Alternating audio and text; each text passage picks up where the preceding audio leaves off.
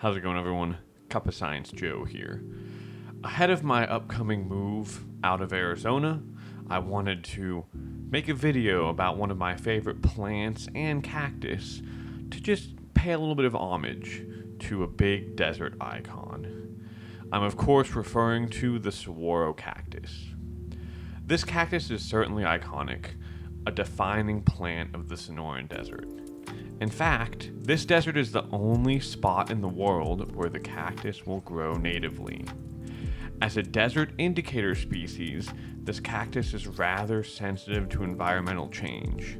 This means that its sustained presence shows us that complex nature around it is operating within normal levels, at least as much as we can know, anyway. Saguaros are visually quite striking. They are a tall, tree-like columnar cactus, meaning they grow in a tube or column shape. Sometimes they can grow branches or arms, but not every saguaro will do so. These arms tend to bend or curve upwards, like this. It is not currently known to biologists what factors lead a plant to growing arms or not.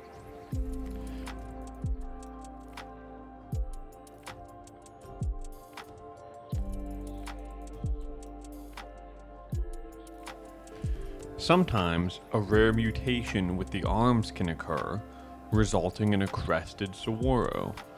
While we do not currently know what causes a crest to form, some current ideas include freezing damage, lightning damage, a hormone of some kind, or possibly a disease. Some cacti can return to normal growth after years of cresting. Saguaros are also quite a slow-growing cactus. One that is 10 years old may only have reached 1.5 inches tall. For ones like this, that are more around 2 feet tall, they've already been growing for 30 to 40 years. That's older than me. By around 70-ish years or so, the plant will have reached 6 feet in height and will have begun to produce their first flowers. So look at that, saguaros are like at the height of their beauty when we are shriveled up prunes.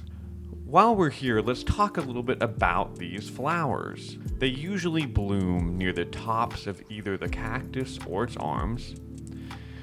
They like to appear in late March or early April and are white in color. I also hear they have a strong melon-like smell. They provide pollen for bats by night and birds and bees by day. These pollinated flowers will turn into fruit that is both eaten by animals, but can also be harvested and eaten by humans. It is the seeds from this fruit that have the chance of spreading to grow more saguaro.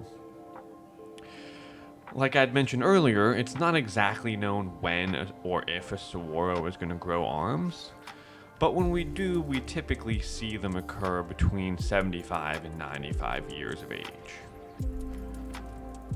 This is when we pass the height of humans.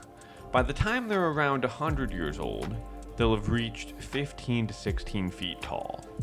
And a fully grown saguaro will tower at 40 to 60 feet tall, from what I've read leaning more towards the 40 feet side. And we believe they reach an age of around 150 to 200 years old, though, as this is an approximation, we're not entirely sure what the true age of some of the largest individuals is. Fun fact, the tallest recorded saguaro was an armless specimen that came in at 78 feet tall. Saguaros also have an interesting root system that helps them thrive and survive in the desert. They have a single large taproot that grows straight down between 4 to 6 feet, and aside helping anchor the cactus, also helps it access water that's stored a little more deeply underground. Alongside this taproot is its primary root system, which lives about 3 to 6 inches under the surface and can extend out as far as the cactus is tall. These widespread shallow roots also help with stability, especially for larger cactus, but they're also great at collecting short-lived rainwater from desert monsoons. Oftentimes, these monsoon rains only last a few minutes at most. On top of that, because of how dry the soil is, the water will run off quickly. This does not leave much time for the cactus to collect that water.